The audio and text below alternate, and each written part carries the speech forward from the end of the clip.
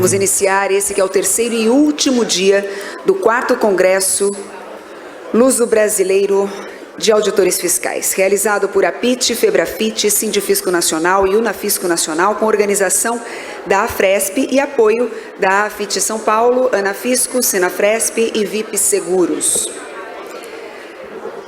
Antes de iniciarmos nossas atividades, a gente vai ter aí 2 painéis na manhã deste último dia de congresso. Tenho aqui algumas informações importantes. À tarde, nós vamos ter a premiação da maior delegação visitante e maior delegação proporcional visitante.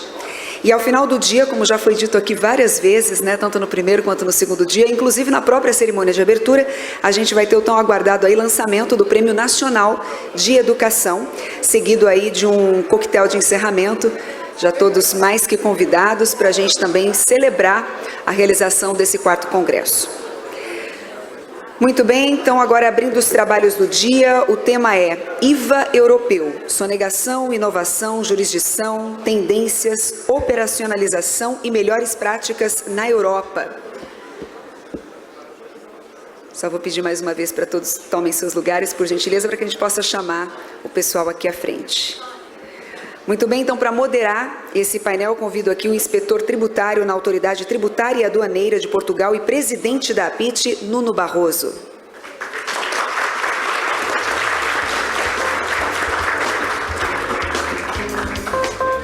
Como debatedores, convido a conselheira de Finanças da Embaixada da Espanha no Brasil, Antoinette Musilek.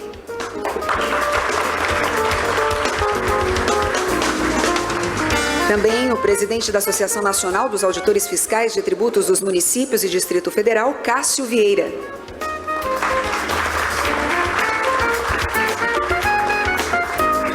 Para falar sobre a visão da academia, convido a professora de Direito Tributário na Universidade de Leeds e pesquisadora internacional na Universidade de Oxford, Rita de la Feria.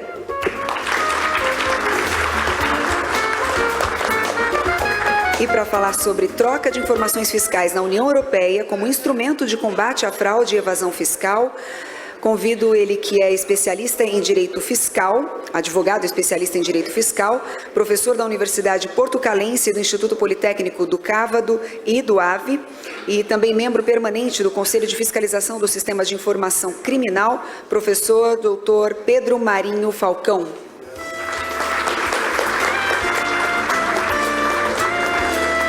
Lembramos mais uma vez que as perguntas podem ser feitas sempre por escrito. Com a palavra o moderador.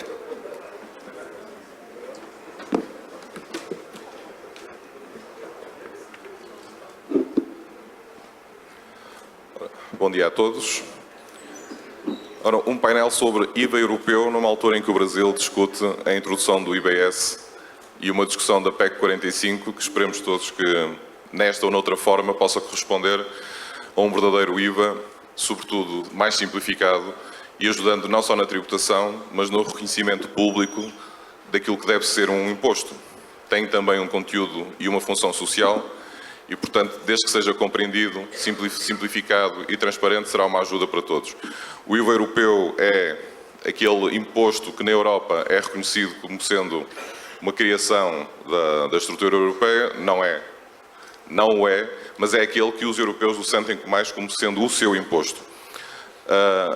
Há, obviamente, a necessidade dele vindo a ser alterado, até porque a economia não é a mesma que esteve na criação. Nesta altura já não falamos de um IVA 3.0 nem do 4, eu acho que temos de estar a falar de um IVA 5.5, porque a verdade é que os ciclos económicos já não são nem de 10 nem de 20 anos, são cada vez mais curtos e o IVA tem de acompanhar isso.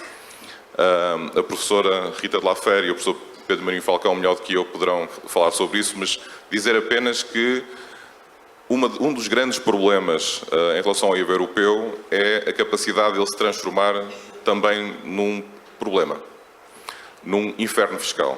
A verdade é que é o principal alvo da sonegação ou aquele de mais fácil criação de problemas sonegatórios. A verdade é que dentro do fisco europeu nós estamos a falar neste momento de aproximadamente 50 mil milhões de euros que são sonegados só através do IVA e para todo o fisco é necessário realmente que estas novas alterações possam ajudar também nesse combate. mas tem a palavra para começar a professora Rita de La Féria. Muito obrigado.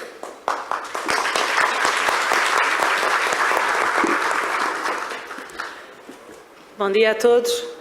Peço desculpa por vos arrastar para me ouvirem tão cedo de manhã.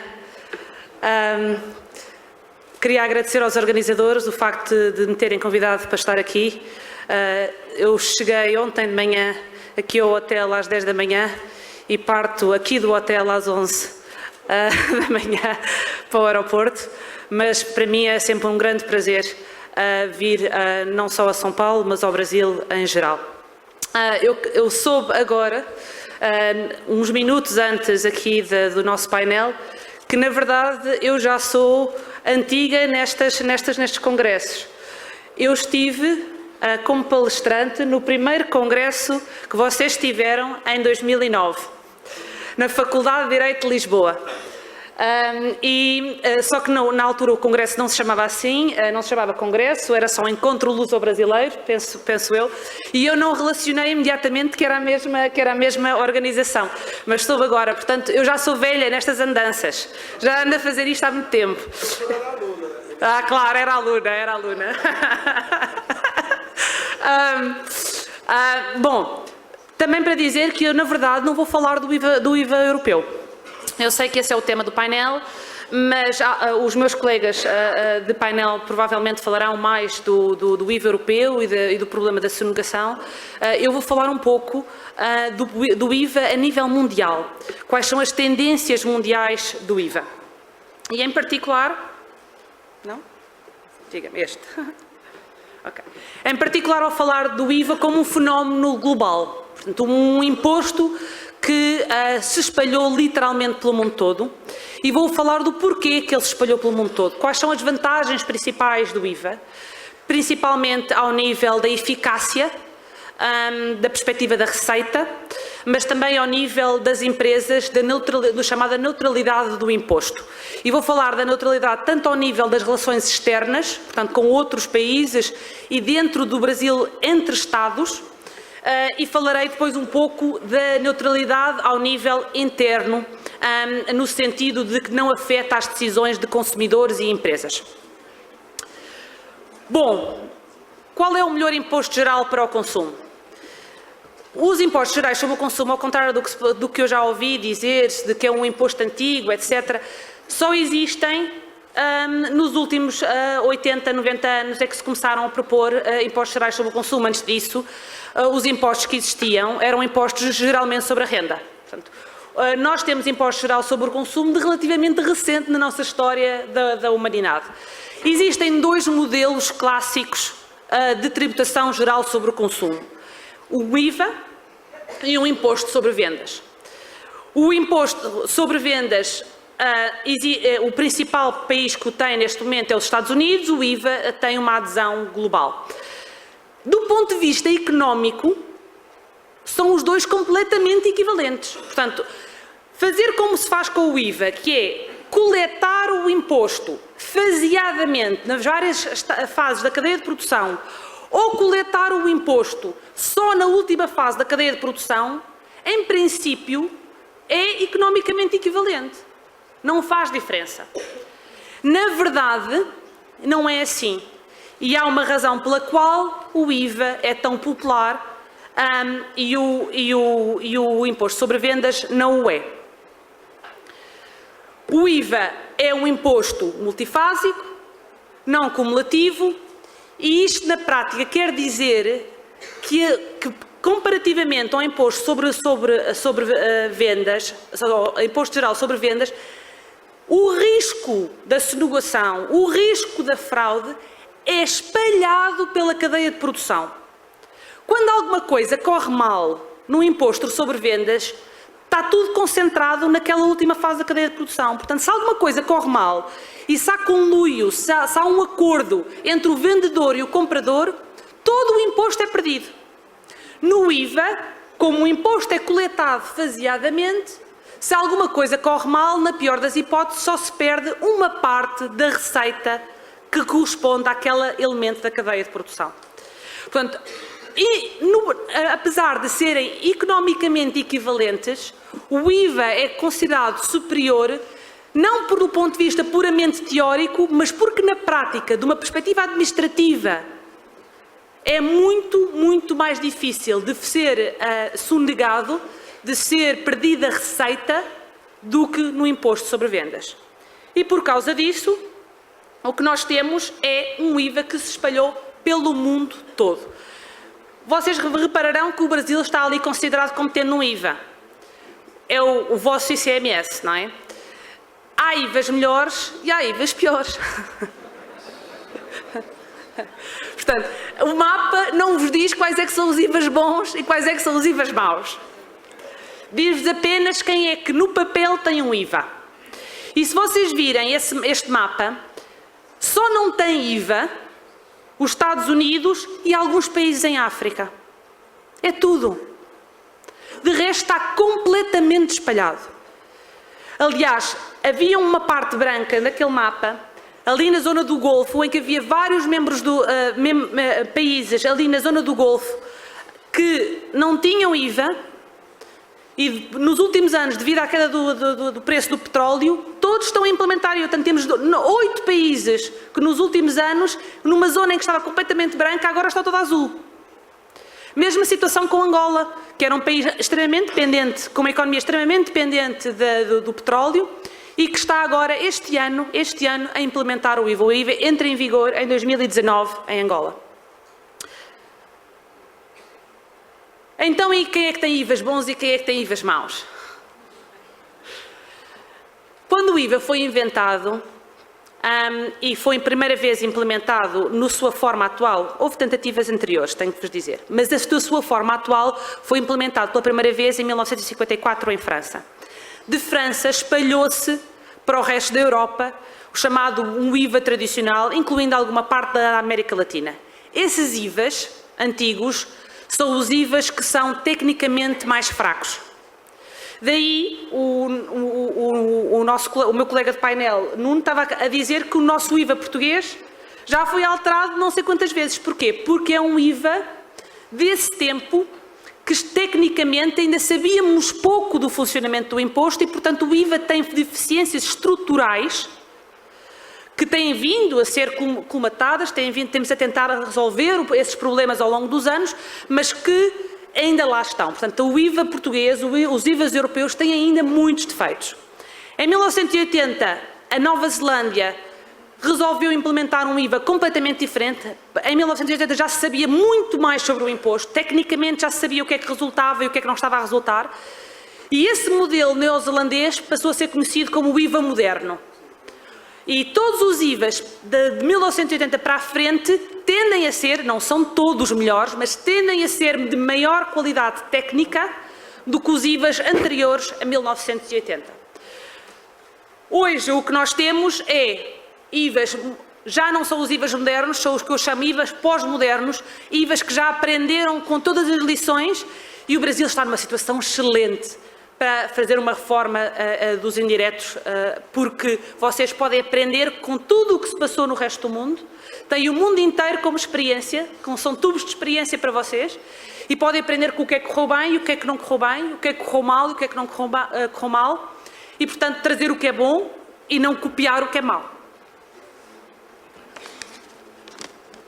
Então, e porquê que o IVA é superior? Porquê que se espalhou pelo mundo inteiro? Porquê que temos vindo a ter melhores IVAs progressivamente? Porquê que estamos a tentar tecnicamente melhorar o imposto, etc? Porque vale a pena?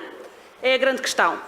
A verdade é que o IVA tem qualidades intrínsecas técnicas que são difíceis de copiar para qualquer outro imposto. E, nomeadamente, o IVA tem duas grandes qualidades. Por um lado, é um imposto extremamente eficiente. Por outro lado, é um imposto neutro. Eu vou falar um bocadinho sobre estas duas vertentes em mais detalhe, mas o que eu quero dizer com eficiente é essencialmente isto.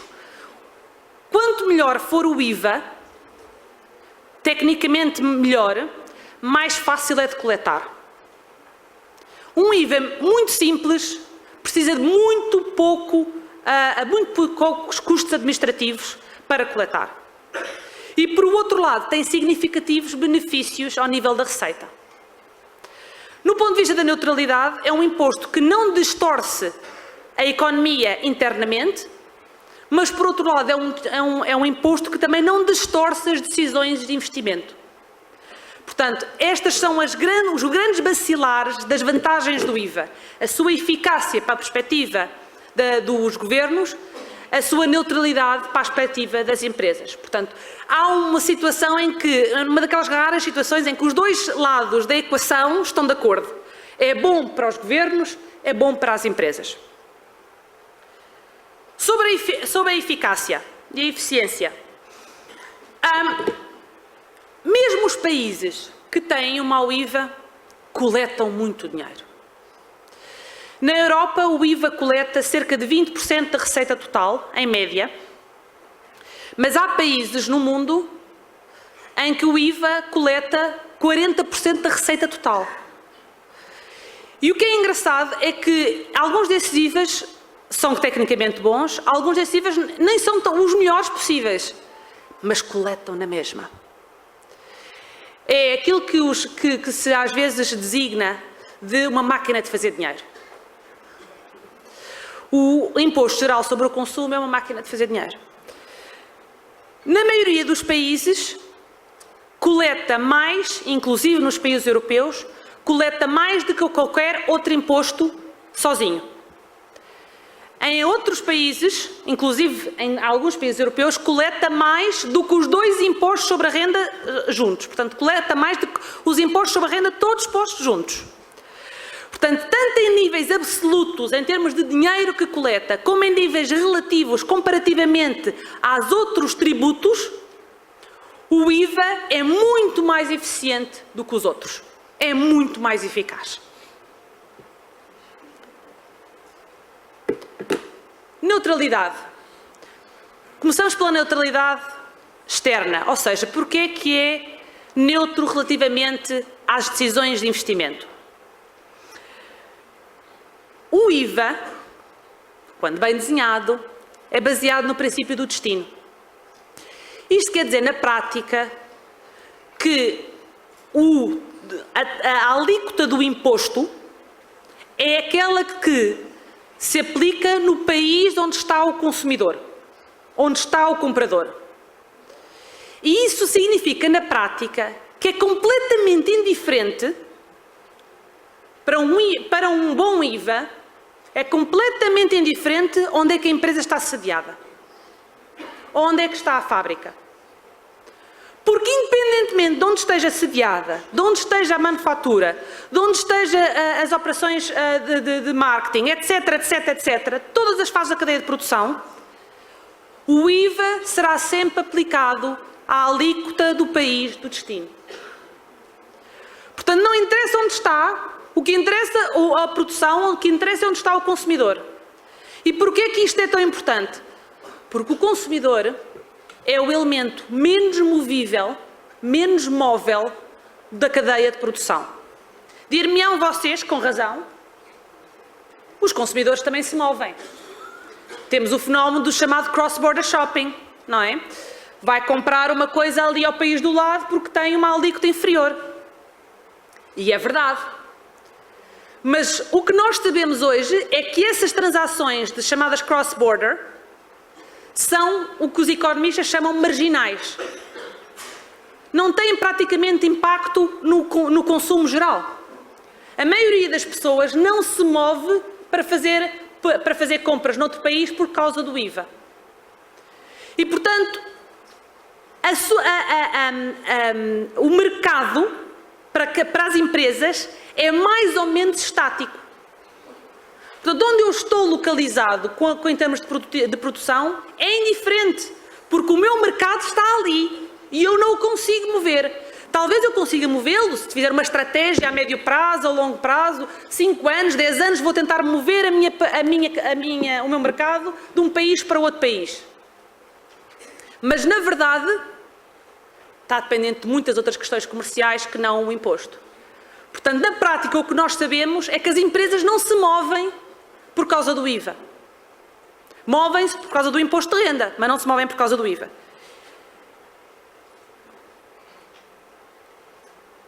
excetuando... não tenho aqui um slide que vos queria mostrar, não o tenho. Excetuando aqui o vosso caso. Aqui as empresas movem-se por causa do IVA, ou do vosso ICMS. E movem-se porque vocês aplicam, ao contrário do que eu vi, tenho que vos dizer que, para mim, na minha experiência, pode ser que hajam outros casos, mas a minha experiência é caso único no mundo. Às vezes ser único é bom, às vezes não é. Vocês têm um híbrido entre o destino e a origem. Tributam parte no destino, parte na origem. E qual é o problema com isso? É que a partir do momento em que vocês tributam na origem, a decisão de onde a produção é feita passa a ter impacto. Porque a alíquota é diferente. Porque se eu tiver uma fábrica localizada no estado X, tenho uma alíquota. Se eu estiver no estado Y, tenho outra alíquota.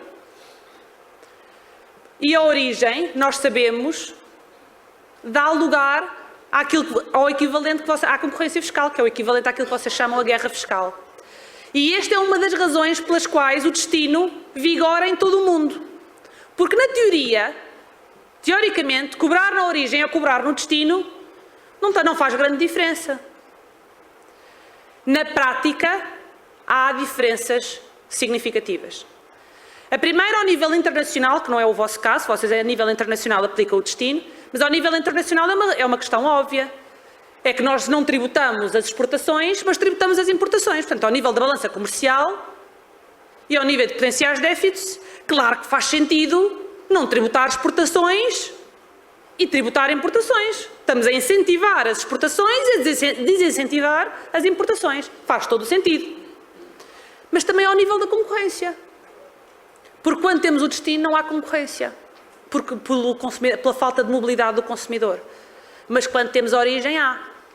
Quando o Brasil importa um sistema híbrido, importou o problema da guerra fiscal internamente para o vosso sistema tributário. Na teoria, todos os países do mundo aplicam o destino. Na prática, alguns países aplicam híbridos. É um híbrido jurídico, alguns são híbridos jurídicos, é o caso do Brasil. Tem uma situação híbrida dentro do país, em que aplica parte de origem, parte de destino e tributa nos dois sítios. Mas também há híbridos que não são jurídicos, ou seja, na teoria, na lei, diz que é um princípio do destino, na prática o princípio do destino não é aplicado. Quando é que isso acontece? Quando não há reembolsos, quando créditos não são dados. E nós temos vários países que são conhecidos internacionalmente porque não dão créditos nas exportações. Nesses países, são também híbridos na prática. Ou seja, na teoria é um princípio do destino, tributam importações, não tributam exportações. Na prática, se não dão reembolsos e créditos para exportações, caro amigo, o IVA passa a ser um custo. Qualquer empresa a quem não seja restituído o IVA faz cálculos e pensa assim, eu vou investir naquele país. Aquele país tem custos assim, assim, assado. Mas não me dão créditos de IVA. Espera aí, todos os meus custos vão aumentar no valor da alíquota do IVA. Se a alíquota do IVA é 15%, os meus custos acabaram de aumentar 15%. Se eu tenho ali um país ao lado que me dá créditos, eu vou pensar, bom, este não dá, aquele dá, os meus custos diminuíram se eu investir ali. Portanto, a neutralidade do imposto, a nível externo, esta grande vantagem do IVA que não distorce decisões de investimento, está dependente da aplicação do princípio do destino, tanto ao nível jurídico como no sentido de que só deve tributar no país de onde está o consumidor, ou no Estado, no vosso caso, do Estado onde está o consumidor, mas também ao nível prático. Tem que se dar reembolsos e dar créditos. Porque quem não dá créditos é conhecido no mercado como um país onde os custos vão aumentar. E a neutralidade interna? E este é o meu ponto final relativamente à neutralidade interna. Também, em princípio, o IVA é um IVA neutro a nível interno, ou seja, não distorce as decisões dos consumidores. O consumidor pode comprar computador X ou computador Y. A alíquota é a mesma, não faz diferença. A fábrica ou a empresa pode manufaturar o computador X ou o computador Y. Em princípio, não faz diferença. Portanto, o IVA é suposto ser um imposto em que, como está lá para toda a gente igual, para todas as empresas, para todos os consumidores está lá igual, não faz diferença que decisão se toma. Só que, e isto é um grande que, quando o IVA inicialmente foi introduzido na Europa, nós começámos com medo que ele fosse regressivo. E o que é que ia acontecer com as pessoas de famílias mais carenciadas? E começámos a pensar que devíamos utilizar o IVA para encorajar as pessoas a fazerem coisas boas e desencorajá-las a fazer coisas más. E quando começámos a fazer isso, começámos a tirar essa neutralidade do imposto. Porque começámos a dizer que se comprar pão, vamos dar um exemplo, pão, não tem alíquota, tem uma alíquota baixa ou tem uma isenção, mas se comprar camarão ou caviar, tem uma alíquota alta.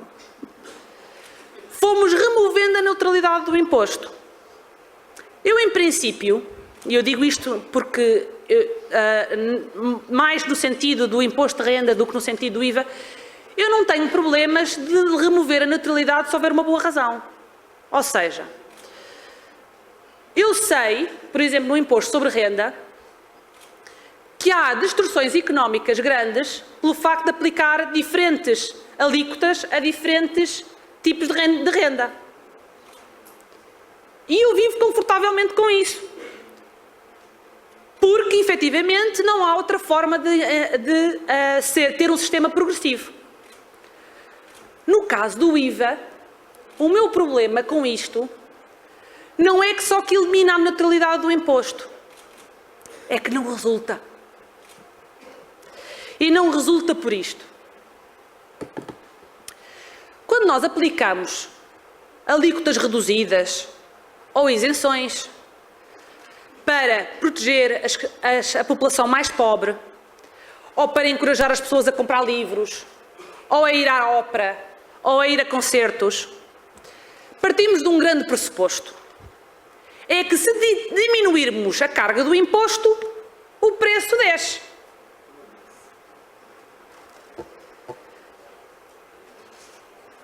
É intuitivo, certo? Intuitivamente nós pensamos, se eu descer a carga do imposto, obviamente que vai descer o preço. O problema é que cada vez que nós tentamos estudar isto empiricamente, chegamos sempre à mesma conclusão. Os preços não descem. Isto, na verdade, é um bocadinho um mistério. Porque quando nós fazemos modelos económicos, há uma clara indicação nos modelos económicos no mercado concorrencial, quando desce a carga do imposto, o preço desce. Mas cada vez, todos os estudos empíricos que nós temos feito sobre o assunto, os resultados são consistentes. É que não é um estudo. Nós temos feito estudos sectoriais, estudos com vários setores, estudos que são só para um país, estudos que são em vários países. Temos estudos feitos, no princípio dos anos 2000, fizemos um estudo em toda a Europa. 27 Estados, na altura não tínhamos a Croácia. 27 Estados. Os resultados são os mesmos. Consistentemente. Mesmo quando os preços descem, e não descem sempre, mas mesmo quando os preços descem, é uma descida temporária. No prazo de um ano, os preços voltam ao valor que tinham antes da descida da alíquota do IVA. Porquê? A verdade é que eu não vos sei dizer porquê.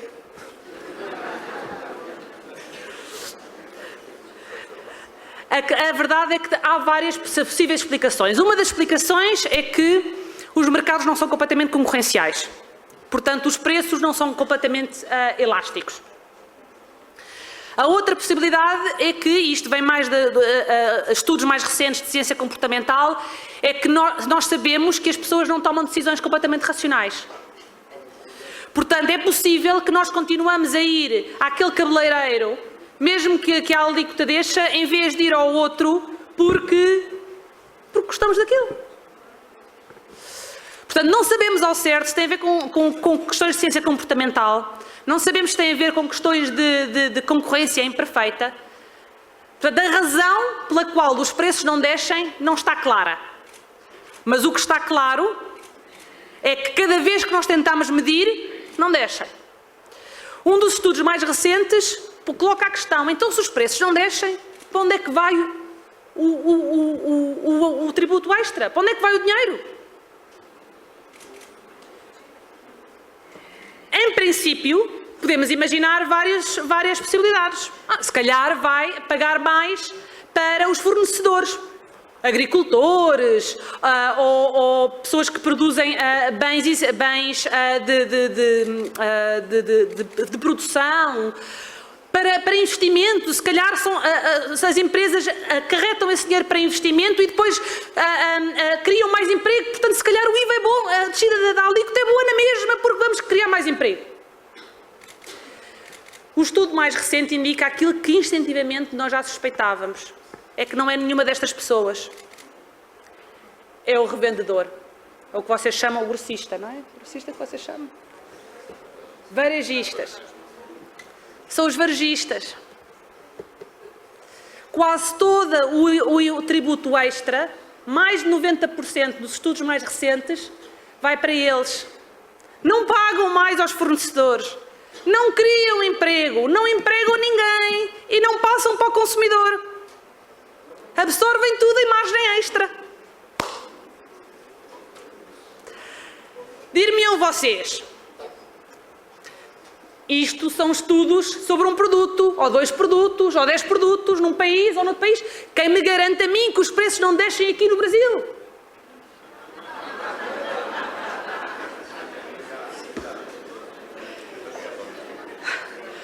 Mas vamos supor que descem. Vamos supor que descem. Vamos supor que o Brasil, os preços vão descer. A questão que então colocamos é, bom, então se os preços descem, vamos atingir os nossos objetivos. Vamos proteger as camadas mais desfavorecidas. Certo? Vamos proteger os mais pobres, aqueles que menos têm. Estes gráficos que vocês estão aí a ver, são gráficos que não foram preparados por mim, foram preparados por acaso por um brasileiro, economista, de quem eu sou muito amiga, não vou dizer o nome para ele não se sentir mal, e são preparados com dados que não são brasileiros, são dados de outro país e por isso não vos posso dizer que país é. O que eu vos posso dizer é que os dados que estão aqui nestes gráficos são tendências mundiais de consumo. Eu já vi gráficos semelhantes para vários países e é igual para todo lado. Para todo lado.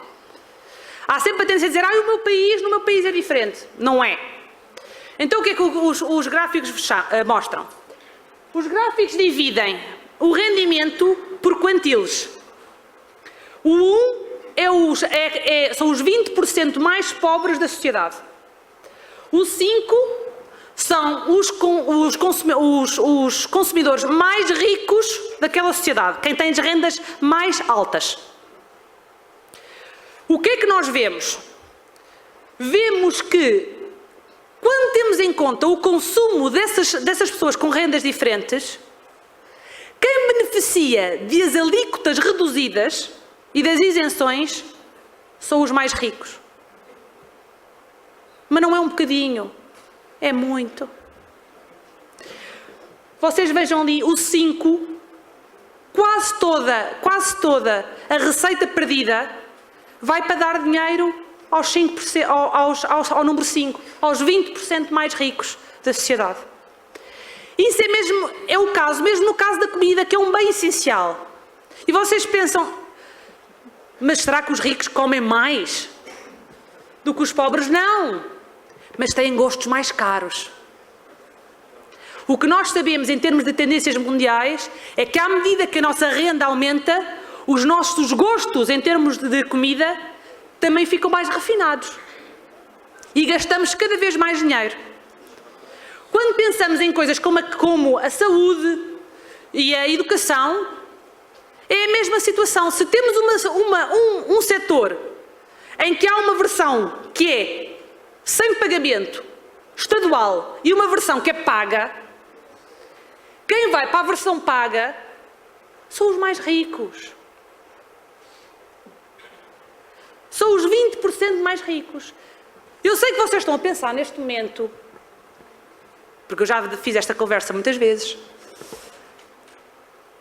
Eu também vou para a clínica privada e eu não sou rico. Eu também ponho o meu filho no colégio, eu não sou rico. Eu vou-vos dizer uma coisa. Vocês são ricos. Vocês são objetivamente ricos. Eu duvido, não posso pôr as mãos no fogo, mas eu duvido que haja alguém nesta sala que na distribuição da renda no Brasil não esteja nos 20% mais ricos. E o facto de vocês, quando pensam assim, todos os meus amigos põem os filhos no colégio privado. Todos os meus amigos vão à clínica privada, por isso a classe média vai à clínica privada. Esta correlação entre os meus amigos vão, por isso a classe média vai, é instintiva, mas é errada. Não quer dizer que a classe média vai, quer dizer que todos os vossos amigos são ricos.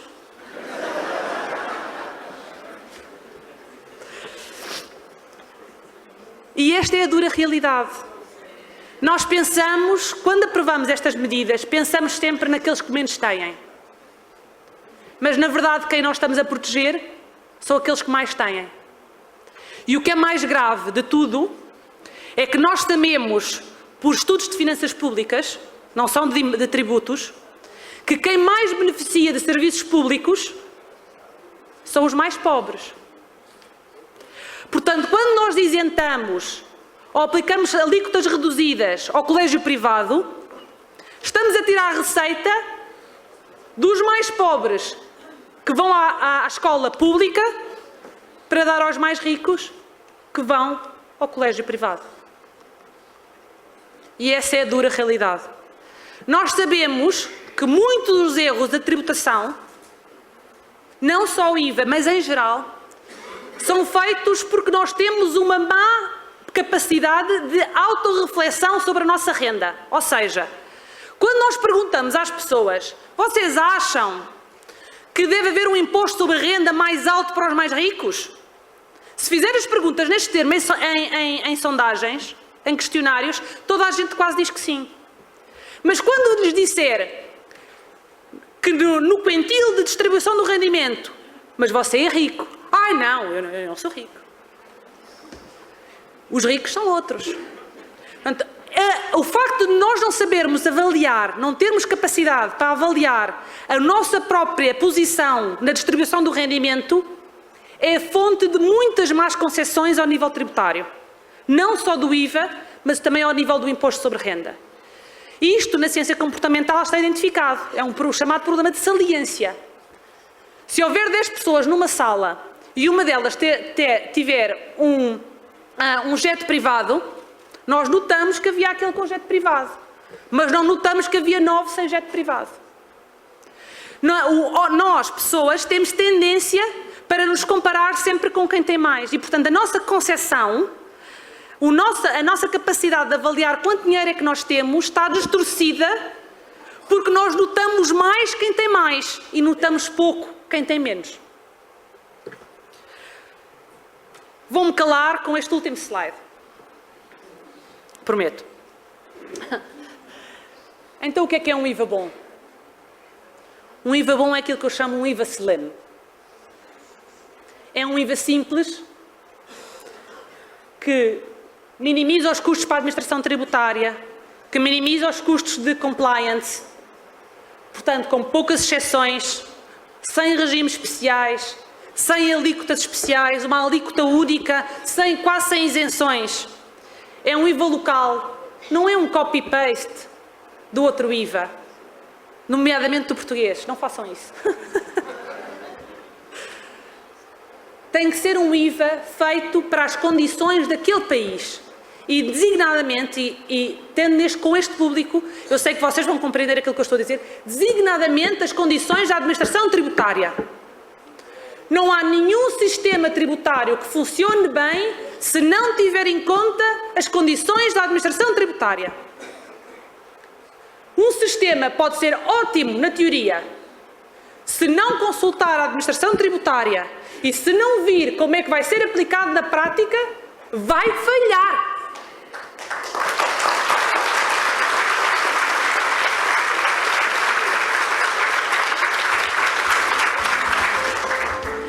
Portanto, para um IVA funcionar aqui, esse princípio aplica-se. Tem que ser um IVA feito para o Brasil, com as condições do Brasil.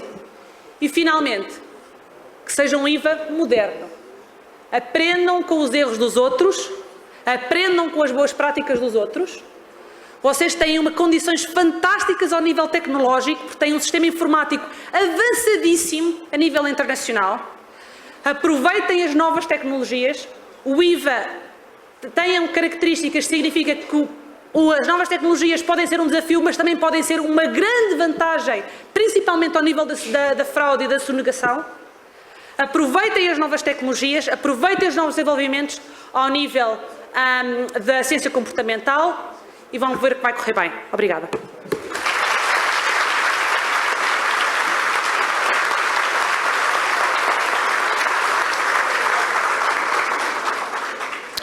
Obrigado, professora Rita. Bastante elucidativo. Não gostava de ser o palestrante a seguir a si, mas Dr. Pedro Marinho Falcão, se não se importa.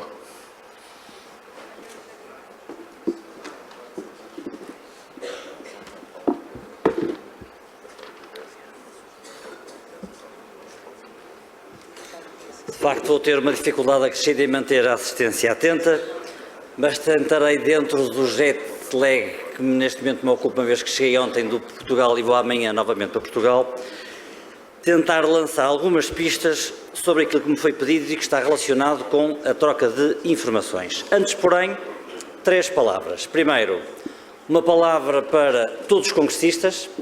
Eu estou com muito gosto neste Congresso Luso-Brasileiro para discutir os temas da fiscalidade. Já o ano passado estive em Portugal, vim este ano ao Brasil numa curtíssima passagem. Gostava de ficar em São Paulo ou no Brasil mais tempo, mas por razões profissionais não me é possível e, portanto, queria cumprimentar todos os congressistas e agradecer a vossa presença.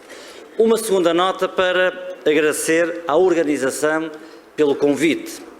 Agradecer ao Juraci Soares da FEBRAFIT, agradecer ao meu amigo Rodrigo Sepada da ASFREP e ainda ao Nuno Barroso da APIT Portugal, que é sempre alguém que dinamiza e que incentiva a discussão destas matérias.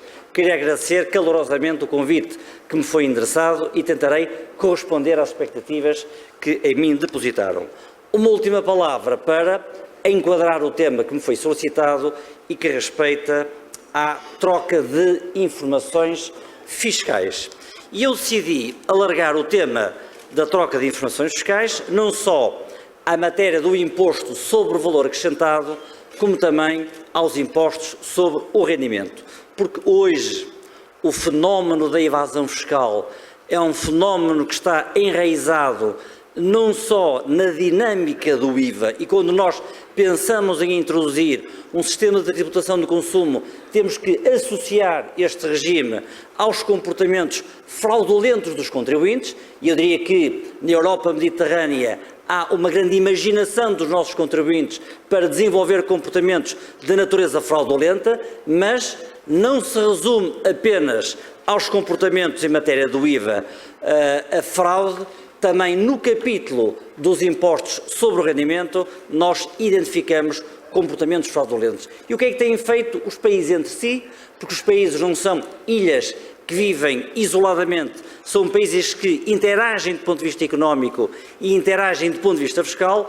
O que é que têm feito os países? Têm promovido acordos no sentido de alcançar com êxito trocas de informações no sentido de permitir às autoridades tributárias de cada país identificar os comportamentos fraudulentos e, desta forma, atacar na raiz a fuga tributária, porque, como sabemos, é um elemento preponderante na erosão da própria sociedade e, consistentemente, é um elemento determinante nas assimetrias sociais que se criam, porque está demonstrado que aqueles que têm mais capacidade económica e, nessa medida, maior capacidade de aconselhamento, são aqueles que tendem a desenvolver comportamentos evasivos, seja de natureza fraudulenta, seja de natureza lícita, aquilo que nós tecnicamente designamos por elisão fiscal. E por isso trarei para a minha intervenção o tema dedicado à troca de informação fiscal, não só nos impostos sobre consumo, como também nos impostos sobre o rendimento. E no que respeita aos impostos sobre o rendimento, a primeira nota que eu vos queria deixar é do sistema designado Country by Country Report, que é um sistema criado em Portugal após a adesão a um sistema desenvolvido pela OCDE e que, num segundo momento, deu origem a uma diretiva comunitária entre todos os países, a partir do qual os países da União Europeia têm a obrigação de promover trocas de informações relativamente aos impostos sobre o rendimento. Todos os países da União Europeia adotaram na respectiva legislação normas que são adequadas à informação financeira e fiscal e Portugal não fugiu à regra e adotou no artigo 121A do Código do IRC um conjunto de obrigações para as empresas que tenham um conjunto de faturação anual agregada superior a 750 milhões de euros. E o que é que impõe esta obrigação do reporte de informação sobre os impostos sobre rendimento? As entidades que residam em território nacional, que tenham sede em território nacional, mas que tenham um conjunto de sucursais espalhados por todos os países da União Europeia ou países terceiros, são obrigados a prestar um conjunto de informações de natureza fiscal e contabilista.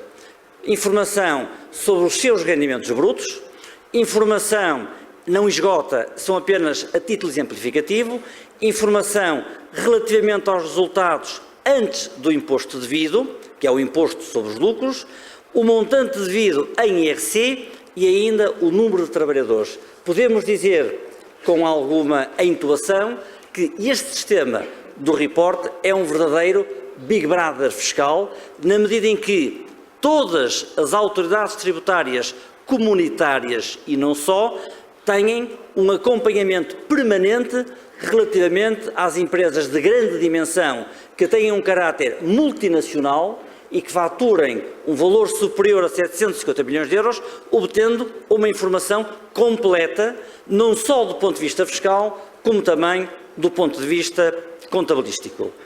Em Portugal, uma recente portaria determinou quais as empresas que estavam tendo sede em território nacional obrigadas ao cumprimento deste reporte de informação contabilística e fiscal, e podemos dizer que no sistema atual português estão obrigadas a cumprir esta obrigação de reporte todas as empresas que tenham sede nos Estados-membros da União Europeia, nos Estados Unidos da América e ainda noutros países, como se pode ver, Brasil igualmente incluído. E isto é importante porque no final trarei alguma informação estatística sobre o modo em que diagnosticamos atualmente as relações entre Portugal e Brasil relativamente à troca de informação, e estas empresas que têm relação com o Estado português estão obrigadas a fornecer uma informação agregada para que em Portugal se faça o controle relativamente à atividade das entidades de natureza multinacional. Segundo esquema de troca de informação no âmbito dos impostos sobre rendimento, o CRS, Common Report Standard. É um sistema que foi criado pela OCDE, foi adotado em 2014 pela União Europeia e passou a ser obrigatório para todos os Estados-membros da União Europeia a partir do ano de 2016. É um sistema altamente dinâmico, na medida em que hoje são cerca de 140 os países aderentes ao sistema do CRS, onde incluímos igualmente o Estado brasileiro, e este sistema, ao contrário dos sistemas anteriores, o que vem promover é uma troca automática de informação entre todos os países aderentes à Convenção do CRS. Ou seja, enquanto que no sistema anterior os países colaboravam entre si no quadro do imposto sobre o rendimento, a solicitação dos países que estivessem em curso determinada investigação e, portanto, era necessário que determinada autoridade promovesse ou solicitasse uma informação para que tivesse um feedback do Estado a quem essa informação fosse dirigida. O que nos traz de novo o CRS é que a troca de informação passa a ser uma troca automática, isto é, independentemente de qualquer solicitação, todos os países, como se fosse uma plataforma gigantesca, trocam entre si informação de natureza financeira relativamente a um conjunto de entidades, pessoas singulares ou coletivas, que estejam sediadas nos países que aderiram ao sistema do Common Report Standard. E, portanto, com um sistema que atualmente está implementado e que é dinâmico, porque é cada vez maior o número de países que têm vindo a aderir ao CRS, as autoridades tributárias têm acesso fácil à informação que é disponibilizada no âmbito do CRS. E estão sujeitos à troca de informação os particulares, as entidades financeiras sediadas em países aderentes ao CRS e ainda, note-se, mesmo que seja uma entidade não sediada, mas em que o beneficiário efetivo tenha sede num país aderente ao CRS, as entidades financeiras são obrigadas a reportar essa informação. E que tipo de informação? Porque é uma informação altamente relevante, porque está relacionada com o património das pessoas singulares. Que tipo de informação é essa que as entidades estão obrigadas a fornecer? Estão obrigadas a fornecer todos os rendimentos que foram pagos ou colocados à disposição no ano anterior e, bem assim, o património financeiro, ações, obrigações, depósitos a prazo, que as pessoas singulares detenham no exterior. Ora, isto vai permitir a avaliação da capacidade financeira de cada pessoa singular e promover a sua reconciliação com a declaração anual de rendimentos. No fundo, perguntando-se isto: como é que um cidadão que declara um rendimento anual de 30 mil euros líquidos consegue ter um depósito a prazo que está sediado, por exemplo, no Panamá, no valor de meio milhão de euros? Como é que um cidadão português que declara 40 mil euros de rendimento líquido tem obrigações que estão parqueadas num banco brasileiro que lhe reporta a informação? E isto vai permitir, através da troca automática da informação, que as autoridades tributárias possam, partindo desta informação, promover uma análise sobre a seriedade e sobre a validade das declarações apresentadas pelos contribuintes. Foi também desenvolvida e implementada uma troca de informações com a Suíça, não só entre Portugal como também de todos os países da União Europeia, e as entidades bancárias suíças estão, a partir do ano de 2015, obrigadas a fornecer toda a informação financeira que transcende a própria lógica do CRS. Isto é, as autoridades suíças, que era um país que durante muitos anos foi caracterizada pela opacidade em matéria bancária, porque não fornecia informação sobre os respectivos clientes. Provavelmente muitos dos senhores que aqui estão ainda se lembram das contas que eram alfanuméricas, continham apenas um número, desconhecendo-se quem era o respectivo titular, e as autoridades suíças foram, em função do avanço da União Europeia, obrigadas a abrir o leque da informação e, a partir de 2015, as contas sediadas na Suíça passaram a ser contas totalmente transparentes. Relativamente aos Estados Unidos, entrou em vigor em 2014 um sistema de troca automática de informações designado Foreign Account Tax Compliance Act, que vem permitir trocas de informações entre os países da União Europeia e os países e os Estados Unidos, para se verificar se há ou não fuga de capitais e fuga de tributação relativamente às entidades singulares e coletivas com sede nos Estados Unidos. Relativamente à questão do imposto sobre o valor acrescentado, a minha colega de painel, Rita de la Fera, referiu, e bem, que é absolutamente determinante que um sistema fiscal que tribute o consumo seja simples na sua aplicação, mas é necessário que seja igualmente eficaz do ponto de vista do controle.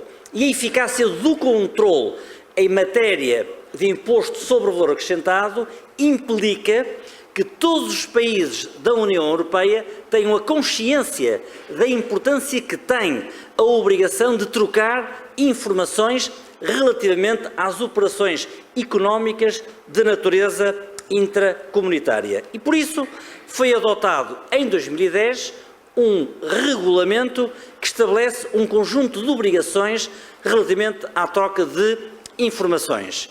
O objetivo é de permitir aos países da União Europeia realizar uma correta avaliação do IVA, controlar todos os movimentos económicos que podem ser transnacionais, passando por diversos países integrantes da União Europeia, e desta forma lutar eficazmente contra a fraude do IVA. Esta troca de informação basicamente se traduz em uma troca de informações a pedido dos países que integram a União Europeia, ou mesmo a chamada troca de informação espontânea e automática, que é desenvolvido entre todos os países sem que haja um pedido prévio. E qual é o propósito?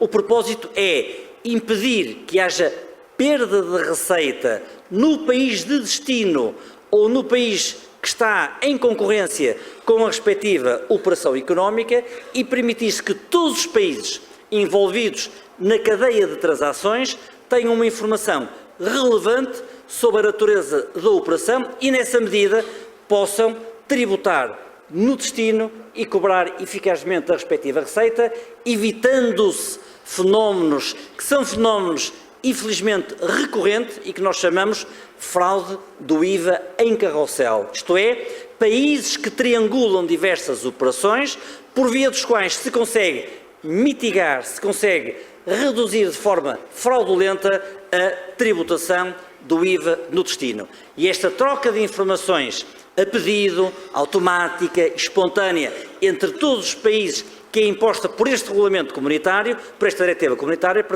vem permitir um controle eficaz da respectiva receita.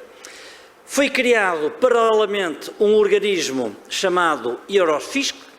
É uma rede de informação que foi criada em 2010 e que, integrada por diversos países, no fundo estuda o comportamento dos contribuintes para agir no combate à fraude, não tanto do ponto de vista da repressão, mas do ponto de vista da prevenção. Isto é, perceber-se quais são os setores de atividade económica mais suscetíveis de fraude e evasão fiscal, tentar perceber quais são os comportamentos imaginativos dos contribuintes tendentes à redução ilícita do imposto sobre o valor acrescentado e, portanto, propor medidas de controle, medidas de alteração legislativa que tenham por finalidade antecipar comportamentos evasivos de que resulte uma redução da carga fiscal, uma redução da receita fiscal nos diversos países envolvidos. Esta Eurofisc teve alguns desenvolvimentos e foram criados grupos de trabalho entre os diversos membros que o integram e que visam, precisamente numa lógica de especialidade, tentar perceber quais são os comportamentos fraudulentos por segmentos de atividade. bens e serviços, meios de transporte, procedimentos alfandegários e, portanto, neste regime de especialização, o Eurosfic consegue antecipar os comportamentos fraudulentos. Há uma outra nota que eu vos queria deixar e que tem agora a ver com... Eu sou advogado e, portanto, os advogados têm sempre esta preocupação. A autoridade tributária tem uma função e essa função é o controle do comportamento dos contribuintes. A função da autoridade tributária é de impedir que haja fuga do imposto e promover uma correta aplicação da lei, mas é necessário também pensar nos direitos e nos interesses do contribuinte quando estão envolvidos em comportamentos de controle do ponto de vista da autoridade tributária. E nessa medida, a troca de informação pressupõe sempre a tutela jurídica dos direitos dos contribuintes, dos sujeitos passivos abrangidos. E nessa medida, a União Europeia sujeitou a troca de informações a dois princípios: o princípio da especialidade e o princípio da confidencialidade. Especialidade no sentido de que aquela informação só pode servir para o objetivo com que foi solicitada, e o princípio da confidencialidade, se a autoridade tributária tiver informação sobre determinada operação económica, tem que manter sigilo sobre os dados que recolheu no exercício da atividade da investigação. Por outro lado, devem ser estabelecidos também limites à troca de informações comerciais, nomeadamente em resultado do sigilo emergente da atividade profissional. Penso, por exemplo, num pedido de informação do Brasil relativamente a um cliente que é defendido por um advogado. Está o advogado obrigado a fornecer uma informação quando no seu estado de residência a lei profissional protege o sigilo deste profissional, do sigilo do advogado? É necessário, naturalmente, criar uma equação onde conseguimos equilibrar, por um lado, o direito dos Estados na obtenção da informação, mas também a proteção e os interesses dos contribuintes envolvidos. E o ordenamento jurídico europeu foi sensível a esta matéria e estabeleceu um conjunto de princípios. O princípio da proporcionalidade, o princípio da não discriminação, o princípio da participação dos interessados relativamente à troca de informações, ocorrendo de igual modo esta mesma preocupação no Estado português, através do direito à notificação, o direito à participação, isto é, um conjunto de direitos que estão sempre associados à troca de informações para que os contribuintes possam estar associados a uma aplicação, eu diria, equilibrada da lei e que não sejam sempre o elo mais fraco no que resulta à troca de informações de natureza fiscal. Terminaria, ou quase que terminaria, a minha intervenção. Disponho de 4 minutos e 17 segundos, espero ser fiel ao tempo que me foi conferido, para transmitir a todos os congressistas aquilo que tem sido o resultado da cooperação administrativa em função de dados oficiais que estão disponíveis na plataforma da Direção-Geral dos Impostos em Portugal. Repare-se que em Portugal houve, no ano 2017, que são os últimos dados conhecidos, 168 pedidos de informação recebidos e pedidos de informação satisfeitos, o que nos deixa, de facto, de alguma forma, com uma perspectiva positiva sobre a participação do Estado português relativamente às respostas e ao pedido de informação. Mas, quando olhamos para outros países, nomeadamente para o Brasil, olhamos com alguma reserva. Reparem que França teve entre recebidos 397 mil e enviados 230 mil, e Brasil, em 2017, não recebeu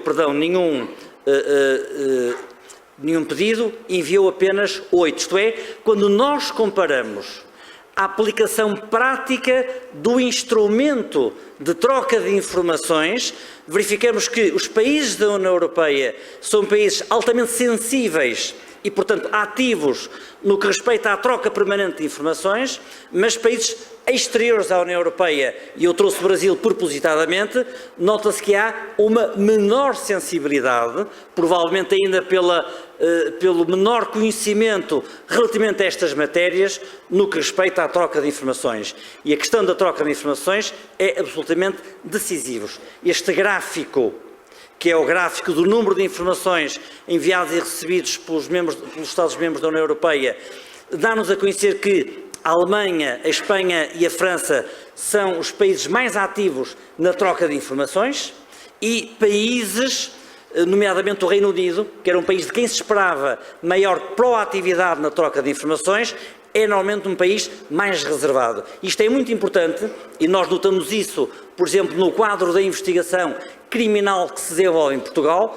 Os seus congressistas já ouviram falar de grandes investigações de ordem criminal, financeira, que estão a ser desenvolvidas em Portugal, nomeadamente que envolvem um ex-primeiro-ministro, o que obriga a uma informação mais detalhada e mais pormenorizada, e quando as entidades financeiras têm sede no Reino Unido, a investigação é, na prática, claramente prejudicada pelo número de informações e pelo tempo de resposta relativamente às informações. Isto leva-nos a pensar na obrigação que todos os países têm de assumir a importância que tem a troca de informação para que o sistema tributário, nomeadamente em matéria de IVA, seja um sistema eficaz.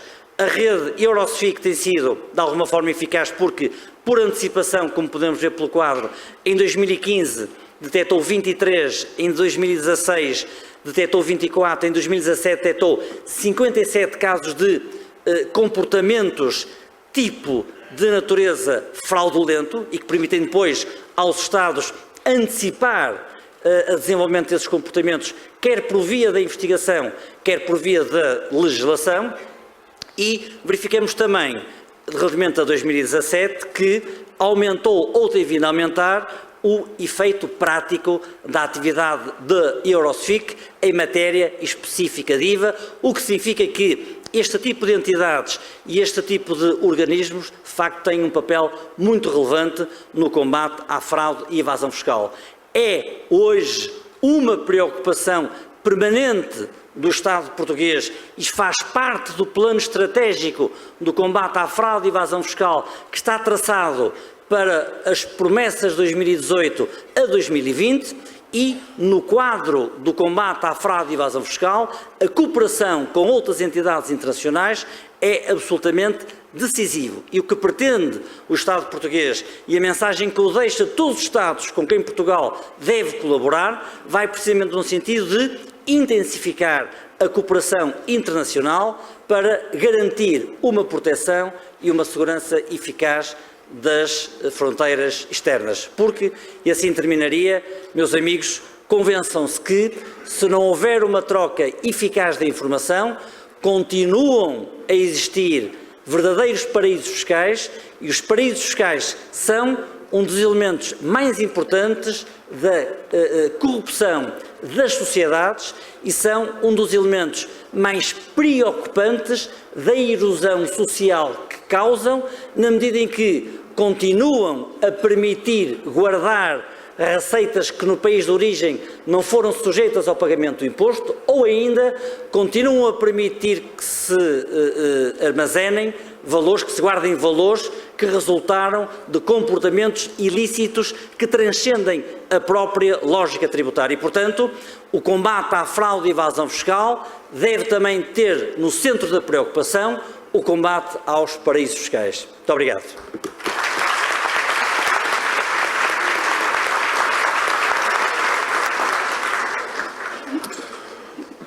Muito obrigado, Dr. Pedro Falcão.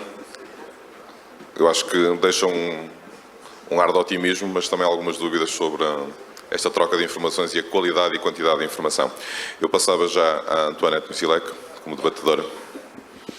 Sim, se oye? Bom dia a todos.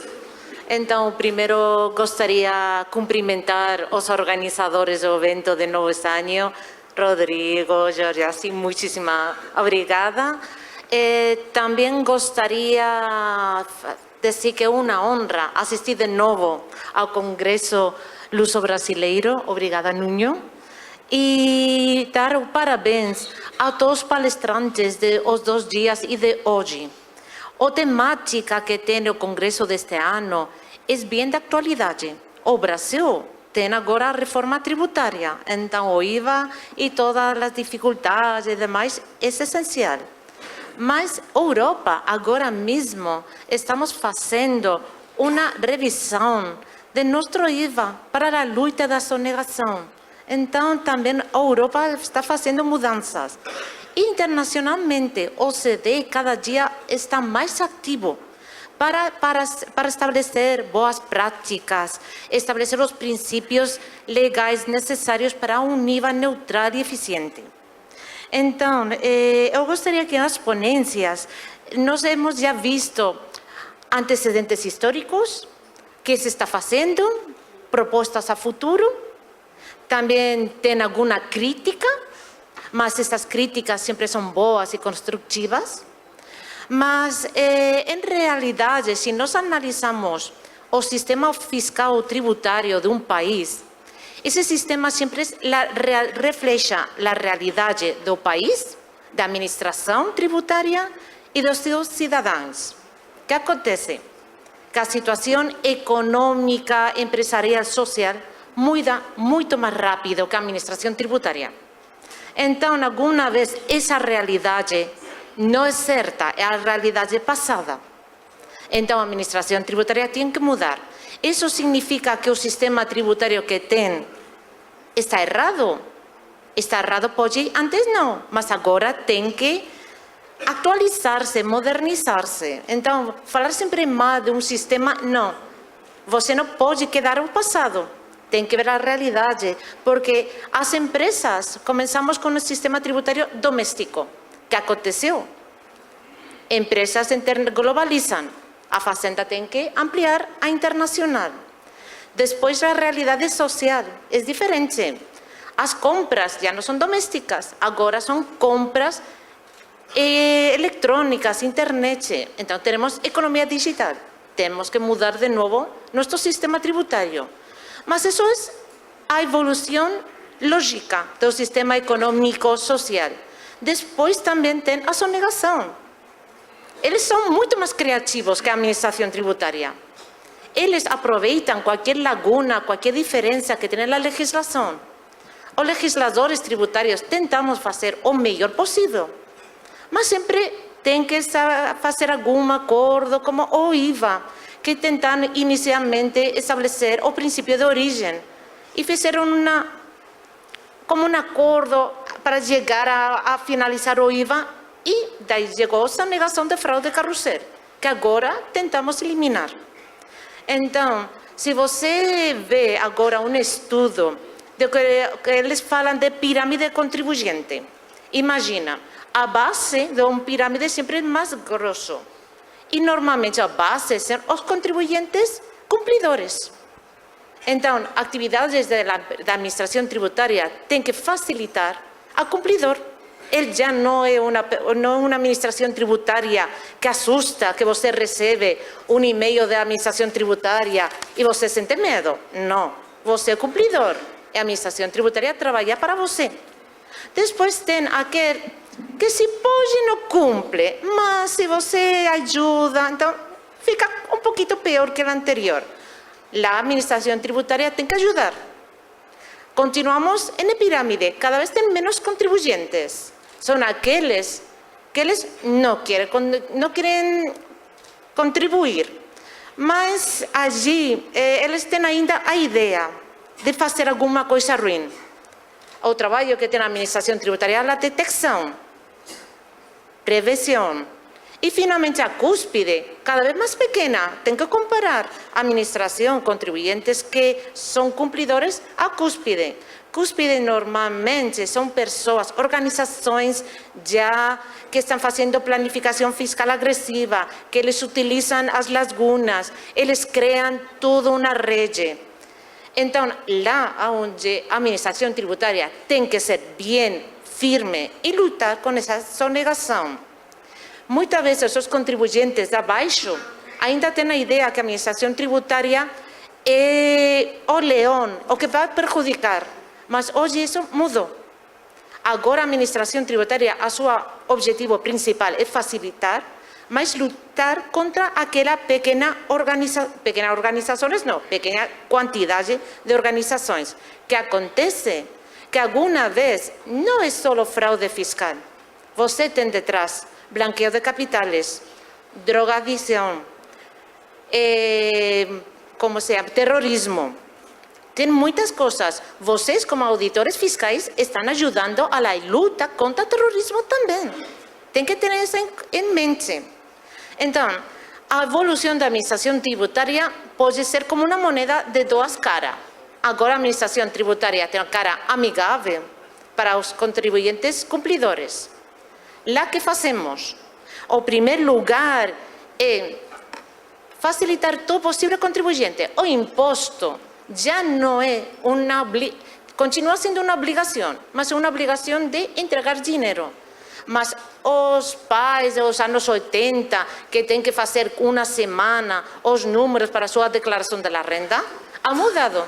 Hoje em dia, a declaração da renda é simplesmente um clique no móvel e você apresentou a declaração em 5 minutos. Como consegue isso? Informação. A administração espanhola sempre teve muita informação tributária.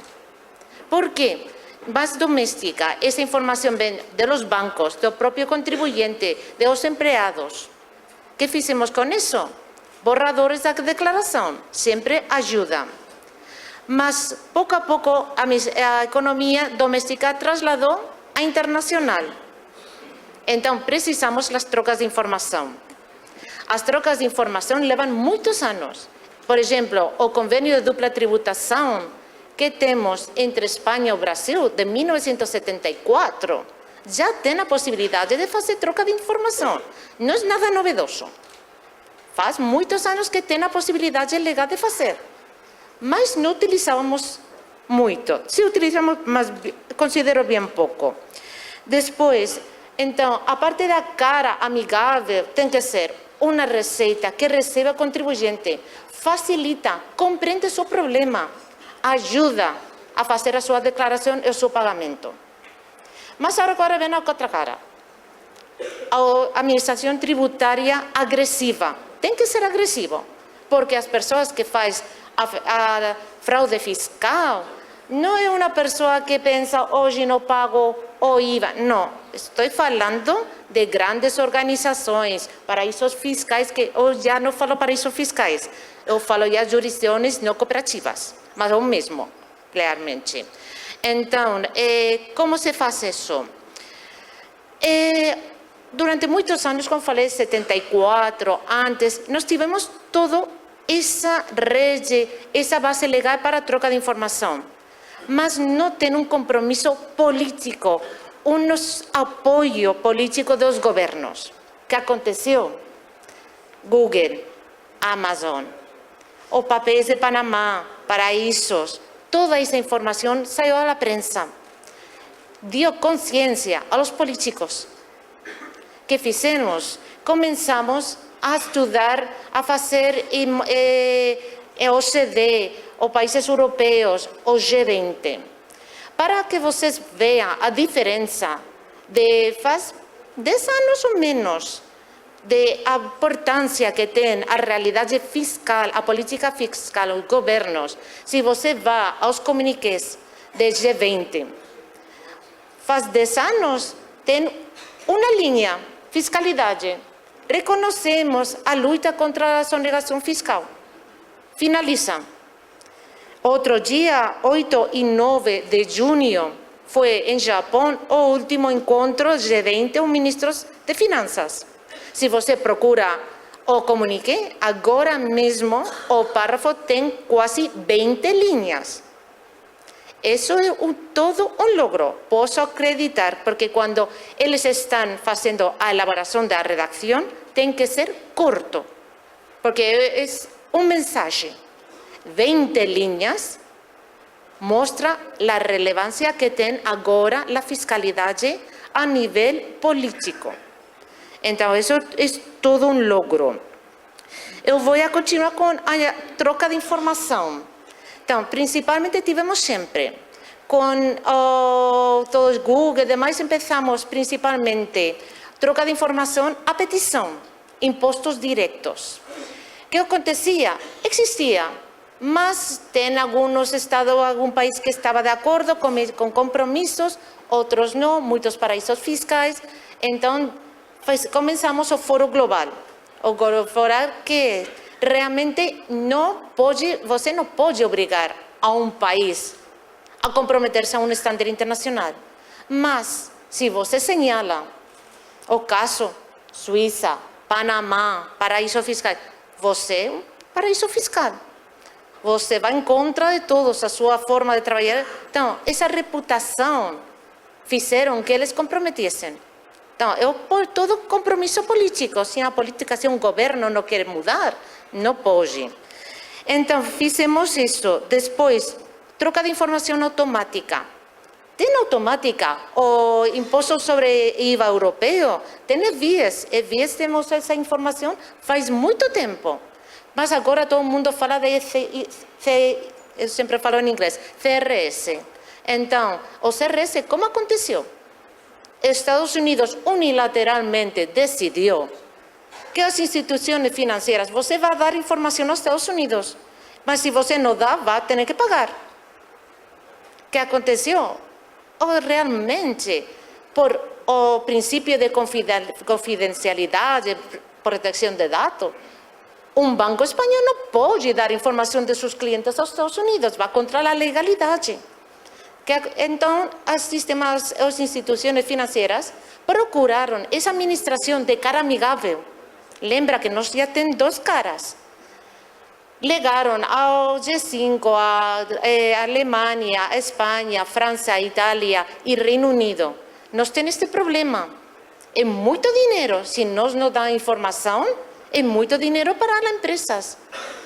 Então, começou o governo a negociar com os Estados Unidos.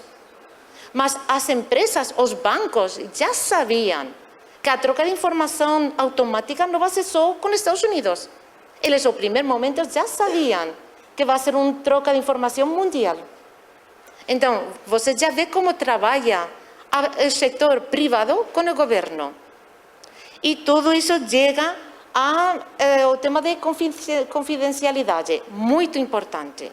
Eu posso acreditar que as primeiras negociações de FATCA, CRS e demais, o primeiro foi a análise da legislação dos países para garantir a proteção de dados.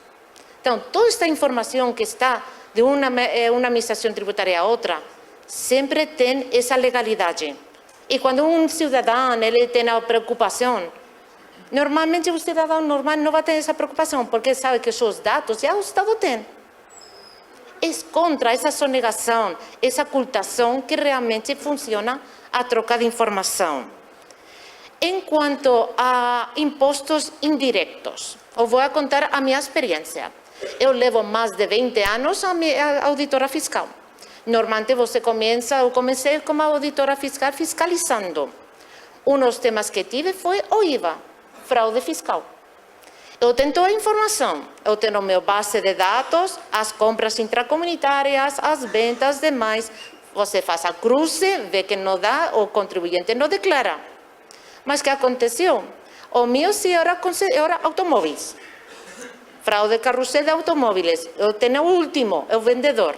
Mas o IVA se perdia. Então, a dificuldade tem o seu vendedor desaparecia.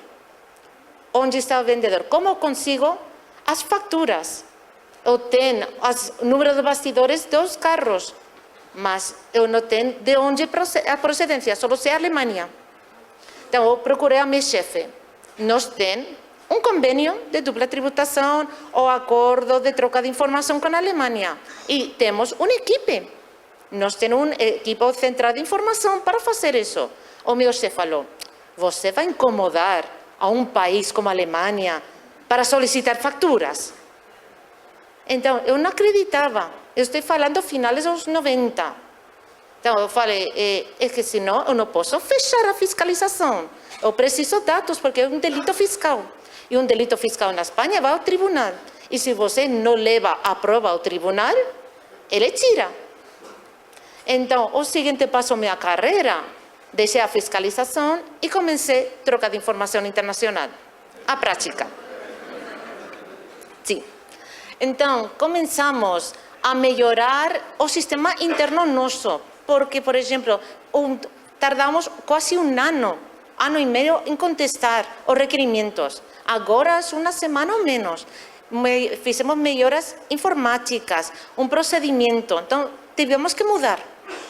E nessa troca de informação, pouco a pouco, vai vendo que tem que também fazer capacitação dos próprios auditores fiscais. Porque nós tivemos o problema, tem uma base de dados bem grande, mas alguma vez muita informação é demais. Se você não sabe como utilizar essa informação, como se não tivesse. Então, eu comecei a fazer também palestras de capacitação para vias e demais. Então, fazer muito. O que acontece agora? Que o novo IVA, essa troca, já o fraude carrossel conhecemos. Os finais 90, inícios 2000, não conhecíamos. Primeiro que intentamos fazer, mudar legislação, mais difícil. Impossível porque tem muito tempo. Tem também o registro. O registro é como o CNPJ para fazer intercâmbios intracomunitários. O mais fácil foi a Espanha. Todas as pessoas que têm um NIF, inicialmente com o IVA, têm automaticamente esse número de identificação. Vimos que tem sociedades pantallas, mas o mesmo endereço, por exemplo, tem mais de 30, 100 sociedades dormentes. Eles ficavam lá aguardando a que uma pessoa comprasse a sociedade para ser sociedade de pantalla. Depois desaparecia. O que fizemos na Espanha? Todos os números registros eliminamos. Se você não tem atividade, você não precisa. E se você necessita, então você fala com sua administração e solicita o número. Bem fácil. Foi uma medida previsória. Mas agora, com o 2010, começamos a ver, o fraude continua. Não pode ser. Qual é o motivo do fraude? A ruptura do princípio de neutralidade. Se você rompe a cadena, permite a sonegação. Então, 2017, 16, 17, a União Europeia, eles estabelecem um plano de ação. Eles fazem medidas rápidas para melhorar coisas, e essa medida tem principalmente, finalmente, o princípio de destino para assegurar que não tem lagunas, evitar essa sonegação tão fácil. Porque é muito fácil essa, eliminar. Aparecerão outras. As empresas são muitas imaginativas, criativas. Dentro de 10 anos vão ter sonegação IVA sempre, mas lutaremos. E outro papel, a cara amigável. Você faz uma troca importante na legislação de IVA. Mas isso você tem que facilitar ao contribuinte cumpridor. Então, tem que ver as duas caras sempre. Você não pode prejudicar ao contribuinte. Então, tudo isso se está fazendo agora na Europa. Enquanto ao Brasil, eu penso, já levo 4 anos aqui. Com isso, trabalho com vocês. Eu tento conhecer o sistema tributário brasileiro, bem complexo. Tem muita dificuldade. Mas vocês, eu sempre falo, vocês são profissionais. Têm uma capacidade enorme. Vocês são as pessoas que têm que fazer essa proposta técnica. Essa cara amigável para facilitar o novo IVA, o Imposto de Bens e Serviços, o Imposto do Brasil. Mas tem que respeitar esses princípios de neutralidade, de eficiência, evitar a sonegação. Tem que facilitar o cumprimento ao contribuinte. E ser sempre forte. Vocês são auditores fiscais. E vocês respondem ao contribuinte, ao cidadão. É sua responsabilidade que o sistema tributário funcione. Então, eu tenho que acordar com as palestras que vocês são as pessoas que podem fazer tudo isto. Não tem que fazer um copia e pega, como você fala, mas tem que aprender. que se está fazendo internacionalmente, coisas boas e malas. E depois, solo dar ânimo, a reforma tributária está lá. Por favor, tem uma reforma tributária que precisam, não 20 anos mais, mas vocês são suficientemente profissionais para chegar a essa reforma. Obrigada.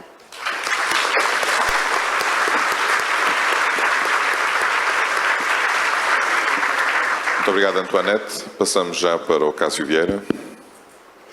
Obrigado. Queria agradecer a presença de todos, mas em especial o convite feito pelo Rodrigo Espada, da Fresp, também aqui o convite feito, a recepção feita aqui pelo Juraci, da Febrafit.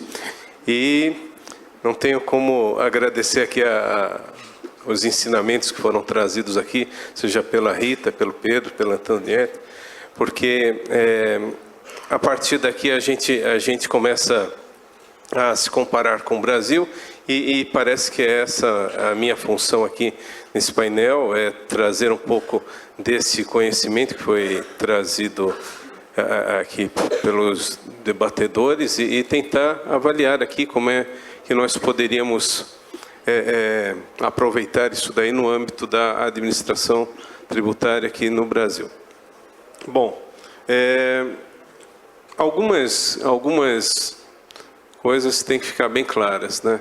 Enquanto que na Europa a gente tem um modelo próximo a uma confederação, aqui no Brasil a gente está numa federação, mas não é uma federação peculiar, né?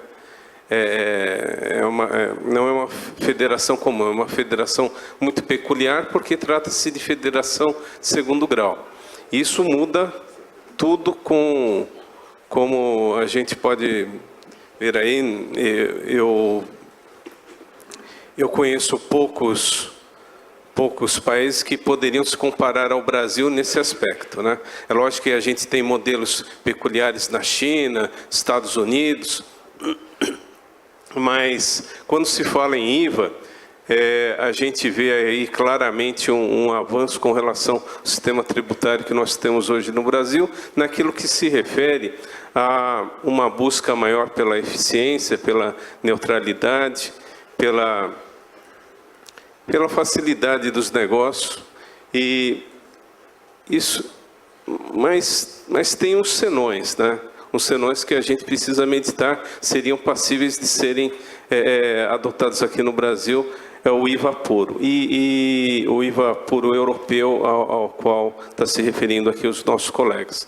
Isso porque, como nós temos problemas de fronteira, vários países, soberania desses países na Europa, e aqui nós não temos esse aspecto, nós temos aqui aquilo que a Constituição estabelece como mera autonomia dos entes federados, e aí inclui também os municípios no âmbito dessa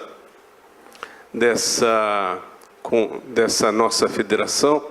A gente começa a se pensar, bom, nós temos aqui os municípios que tributam em serviços em geral, serviços cuja base está se ampliando dia após dia. Nós temos os estados que estão tributando especificamente as mercadorias, que muitas vezes são entendidas como bens móveis, tangíveis, e aí nós temos uma dificuldade com esses novos conceitos que são trazidos hoje, da mercadoria digital, que traz toda essa complicação que nós sabemos que está sendo levada hoje aos tribunais superiores, se trata de serviço, bem intangível, se trataria dessa mercadoria no aspecto do ICMS, como a gente vê aí na tributação estadual. Tendo em vista tudo isso, me parece que a gente deveria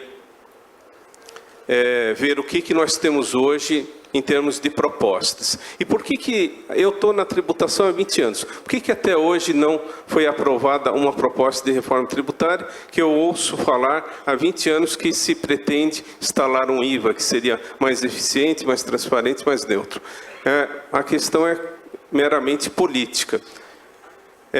Quando nós precisamos facilitar o ambiente de negócio, sempre esbarra num conflito de interesses, seja por aqueles que hoje são os detentores dos privilégios naquilo que se refere ao planejamento tributário, as isenções que são dadas, os incentivos fiscais, e, de outro lado, os entes federados que têm um receio muito grande de abrir mão de sua autonomia ou de suas receitas num salto para um IVA que não sabe ao certo onde vai dar, na medida em que ainda não temos as estatísticas. Por que nós não temos as estatísticas para implementar um modelo com razoável segurança? Porque nós temos 5.600 municípios, nós temos 26 estados, nós temos ainda a União, que não reparte o cadastro, que não repartem os cadastros referentes aos fatos geradores, às notas fiscais eletrônicas, e isso daí acaba fazendo com que haja um verdadeiro medo, um temor desses entes federados de se aventurarem ao IVA. Qual seria uma solução para isso? Porque, do jeito que está, nós temos um conflito de bases entre ISS e CMS, temos a União tentando ampliar as fronteiras do PIS/COFINS, e isso daí acaba, na verdade, enfraquecendo a federação, especificamente os estados e os municípios que a compõem. A proposta que veio depois de muitos anos de debate, e aí eu queria fazer referência à PEC 45, que é essa hoje, a que está em trâmite no Congresso Nacional, ela propõe um IVA nacional, um IVA que não é nem federal, nem estadual, nem municipal, seria um IVA nacional. E aí nós temos que pensar, será que esse modelo estaria se adaptando às necessidades brasileiras? A professora Rita, ela salientou bem um ponto que é aquele que eu estou tentando chegar, que não adianta nós tentarmos adotar paradigmas de outros estados, de outros países, quando a nossa realidade é tão diferente e tão complexa. Nós temos um continente que se chama Brasil, no qual pode se inserir toda a Europa, e dentro dessa complexidade tamanha, precisamos buscar nossa própria solução para ter um sistema mais eficiente. Nesse sentido, a proposta, a PEC 45, me parece que superou algumas dificuldades que estavam sendo colocadas nas anteriores. Principalmente quando se fala ali claramente em um comitê gestor que estaria fazendo a coordenação das administrações tributárias locais. Isso daí já supera uma série de problemas das propostas anteriores, mas o que nós temos também de preocupação é com relação à questão da transição que está ali sendo proposta, né? Quando você passa da origem para o destino, obviamente vamos ter entes que vão ganhar, entes que vão perder, especialmente no longo prazo, vamos ter uma compensação disso aí na transição. Contudo, do ponto de vista do contribuinte, talvez seja difícil a gente vender uma transição como a que está sendo colocado, ou talvez tenhamos que fazer alguns reparos nessa transição, em prol de um marketing favorável a essa migração para esse novo sistema tributário. Estou me referindo especificamente na pretensão de instalar-se um IVA paralelo com 5.600 legislações tributárias municipais, 26 legislações estaduais e mais a legislação de 3 impostos federais que iriam ser substituídos. Mantém-se ali durante 10 anos um conflito de tributação entre ICMS e ISS, a eterna questão o que é serviço, o que é mercadoria, todas as infinitas alíquotas, que na verdade são essas mesmas, infinitas alíquotas que nós temos no âmbito da tributação sobre o consumo. E 5.600 regulamentos, mais os regulamentos estaduais, as infinitas obrigações acessórias. Enfim, o contribuinte vai à loucura ainda durante 10 anos.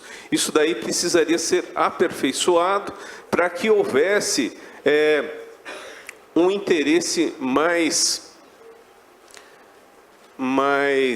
claro por parte dos contribuintes. Hoje, nós estamos conversando, nós que eu falo é a Anafisco, a entidade de auditores fiscais da qual eu sou presidente, nós estamos conversando com diversas entidades de contribuintes e essa é uma preocupação que nos é recorrente. Nesse sentido, para migrar para um sistema de destino, para migrar para um sistema neutro, um sistema que seja desse modelo proposto aqui pela PEC 45, os reparos que nós gostaríamos de fazer com relação à transição se referem a, primeiro, normas, diretrizes constitucionais, porque aqui no Brasil, para quem não sabe, o direito tributário ele é todo constitucionalizado, diretrizes constitucionais para que estados e municípios caminhem em direção a um ISS único, num primeiro momento, a um ICMS único, com regulamentação única, com obrigações acessórias únicas, banco de dados unificado, para num segundo momento, com esses bancos de dados, a gente partir para o IVA. Sem isso, falar para o nosso atual contribuinte, olha, segura a onda aí, porque durante os próximos 10 anos vamos continuar com essa mesma confusão que nós temos hoje aqui. Vai ser difícil a gente evoluir para aonde nós queremos chegar. Tá? Desculpa, Cássio, só um momento. Eu peço desculpa não só ao Cássio que estava palestrando, mas a professora Rita tem mesmo de sair neste momento para apanhar o seu avião. O painel vai continuar, a professora Rita tem de sair neste momento. Se ela quiser só desejar uma última palavra. Só agradecer a todos, pedir imensa desculpa e dizer que desejo as maiores felicidades e o maior sucesso para a reforma tributária no Brasil. Obrigada.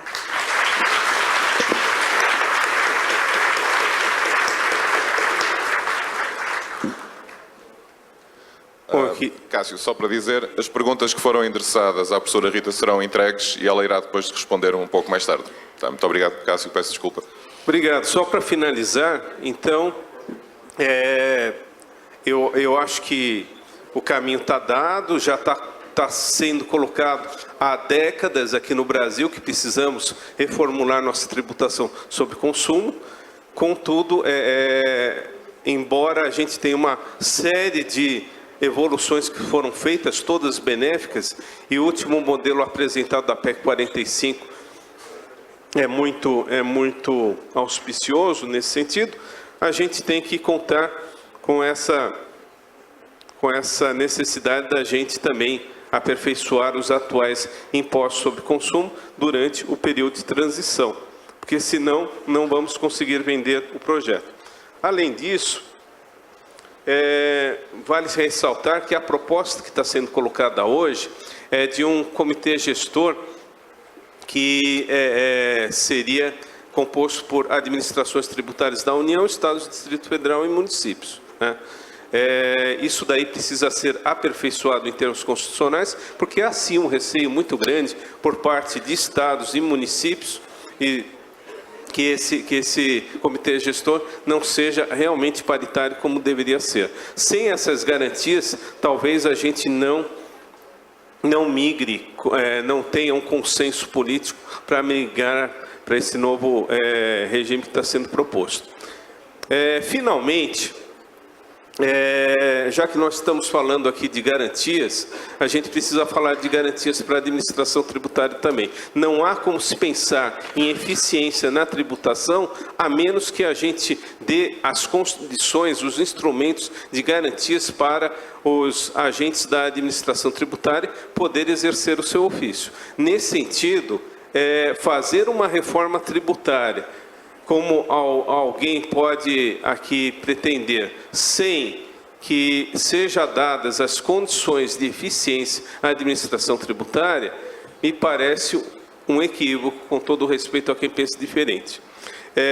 Fazer uma reforma tributária sem pensar-se claramente numa LOAT, numa lei orgânica da administração tributária, é um retrocesso.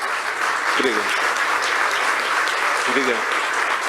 Fazer-se uma reforma tributária sem a gente dar essas garantias aos agentes fiscais parece-me realmente uma coisa complicada. É isso que eu queria colocar e agradecer mais uma vez aos organizadores do evento e retornar a palavra aqui para o nosso presidente. Obrigado, Cássio, e mais uma vez peço desculpa por ter interrompido a sua fala, mas tinha mesmo de ser.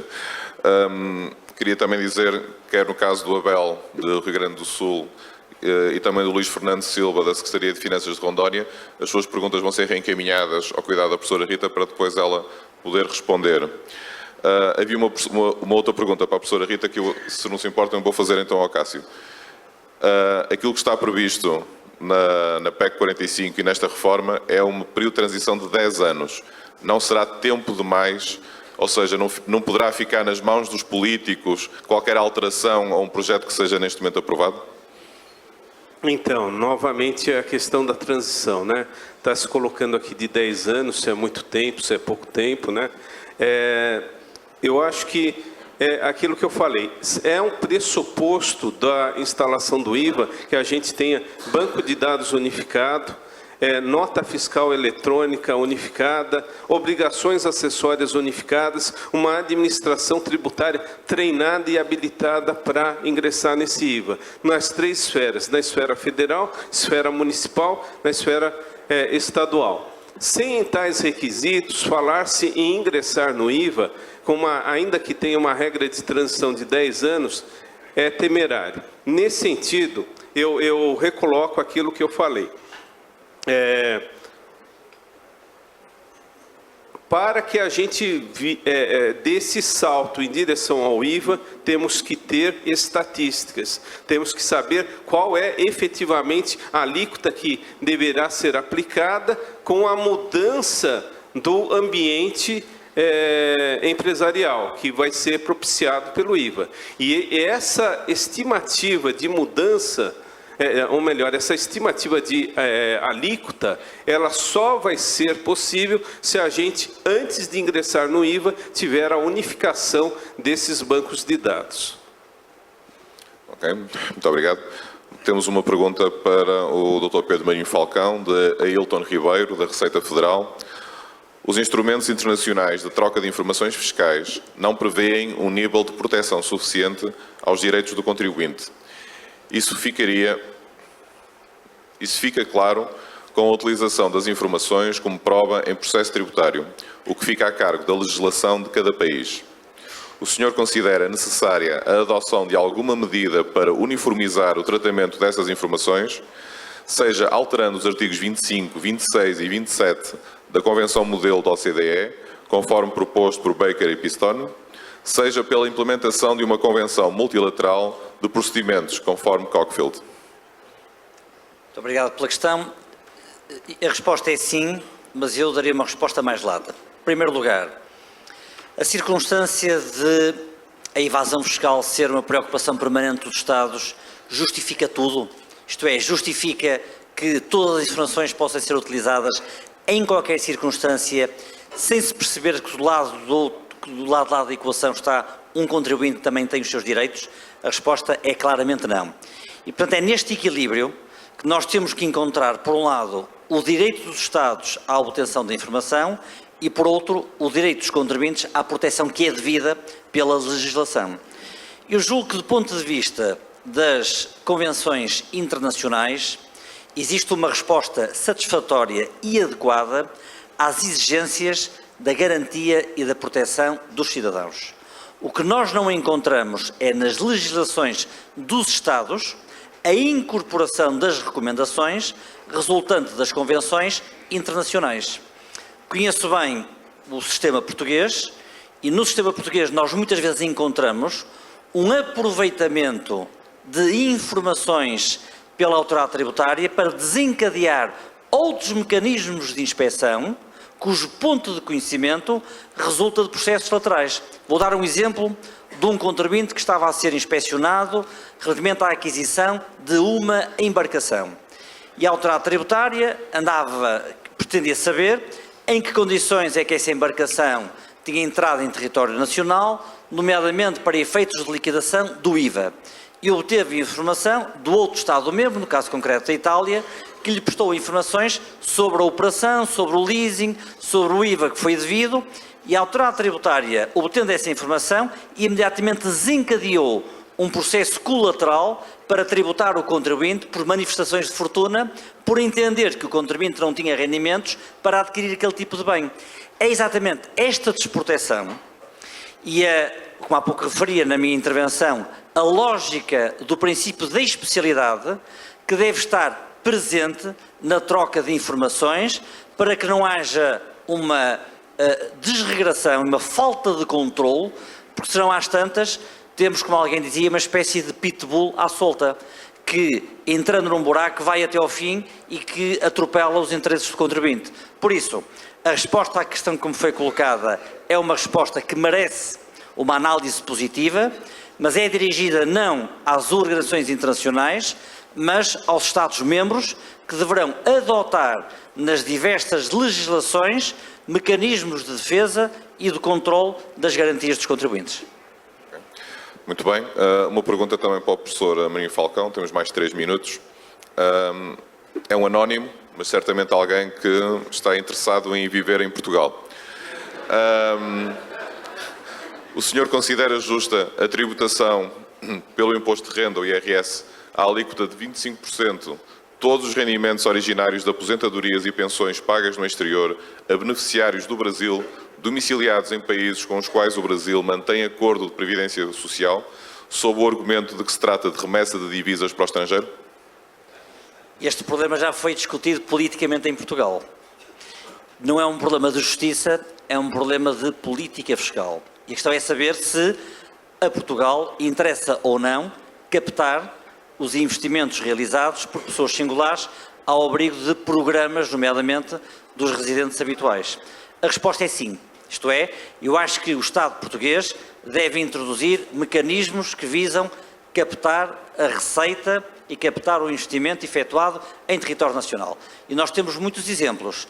Temos os vistos gold, dos investimentos que são feitos por cidadãos provindos da China, temos a redução da tributação de atividades de alto valor acrescentado, temos a tributação dos residentes não habituais, temos agora o programa da tributação reduzida dos imigrantes que pretendem regressar a território nacional e por isso eu acho que o Estado português tem legitimidade para criar mecanismos que visam captar o aforro.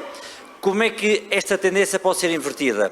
Pelos Estados de origem, no sentido de criar também mecanismos que possam evitar de alguma forma a saída destes cidadãos para território nacional. E a União Europeia já validou estas regras que foram criadas em Portugal com vista à captação das poupanças em território nacional. Por isso, eu sou adepto de soluções que tenham em vista ser um elemento atrativo do investimento, não só do investimento das empresas, como também dos investimentos das pessoas singulares, o que é o caso da questão que agora foi colocada. Sim. Só para dar um comentário, a Antoinette quer ter uma palavra, mas para dizer, aquilo que está também em discussão neste momento é claramente uma opção política.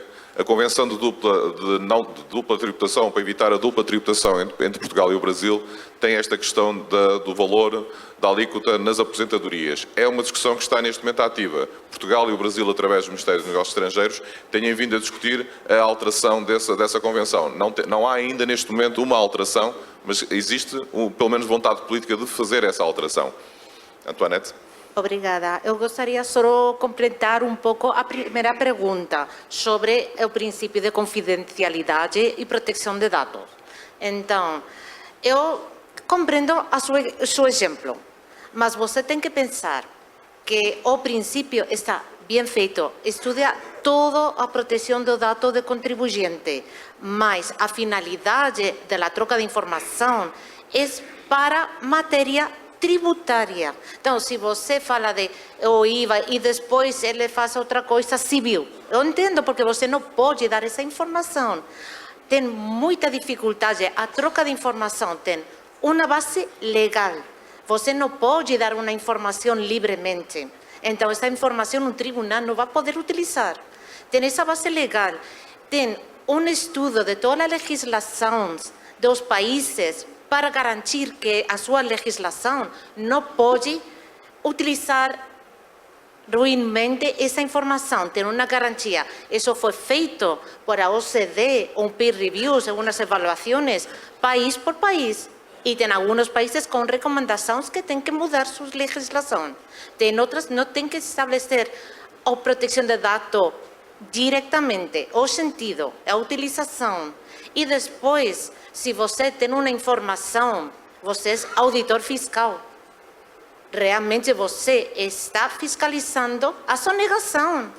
Então, essa informação leva uma coisa a outra. Você não pode só parar aqui, porque você não solicita a informação para um evento concreto.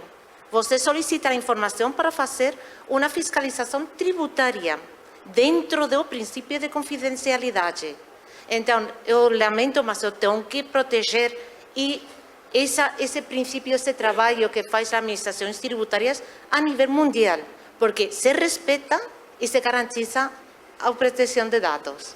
Obrigada. Muito obrigado.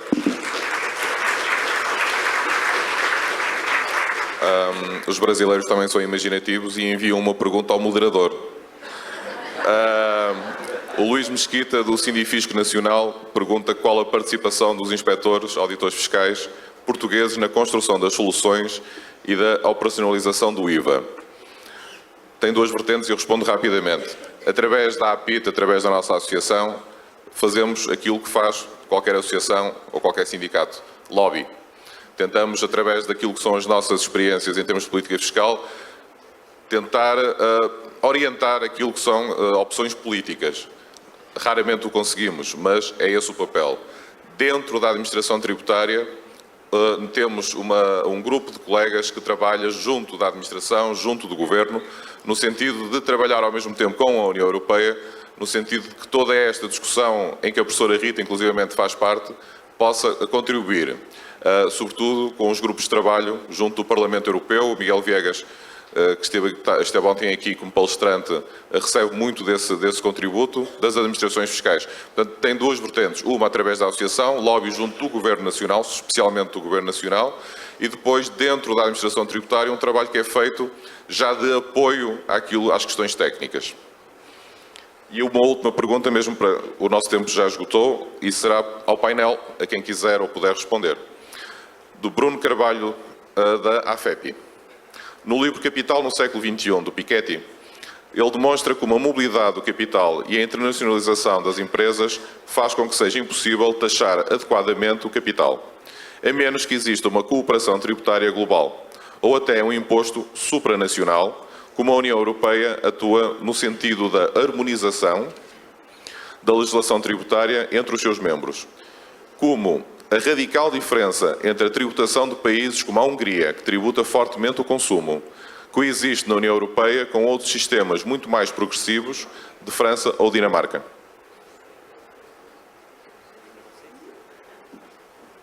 Uma questão é específica para a União Europeia, acho melhor.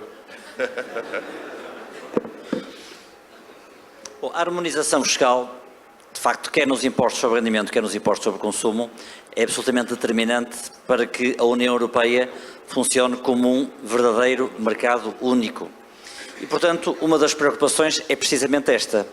Só que, como nós percebemos, e esta já é uma questão política, os países têm grande dificuldade em abrir mão da respectiva legislação, porque é uma fatia importante da soberania fiscal.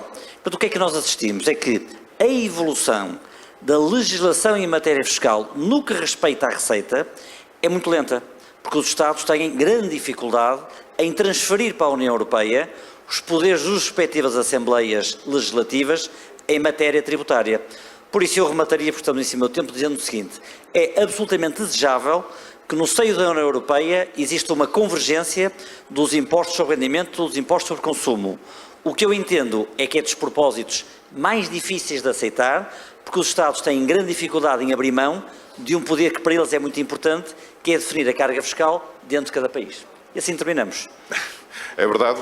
Muito obrigado a todo o painel. Peço uma salva de palmas e muito obrigado a todos.